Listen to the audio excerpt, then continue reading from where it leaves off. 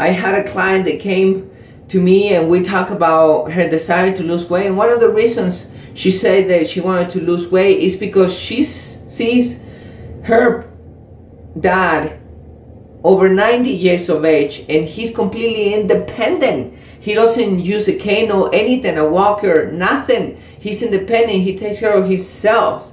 And his peers, because he lives in a nursing house, they're younger than him and they can barely make it. They use wheelchairs, they use walkers, they barely make it. And she says that she sees all the suffering on all these people and she doesn't want to get there. That's a great motivation right there. That's a great why I'm losing weight, why I'm getting in shape, why I'm changing my life, because that's the whole point by the end. You changing your life. This is not for a month, this is not for a year, this is not for 10 years. This is for your whole life. You changing your life.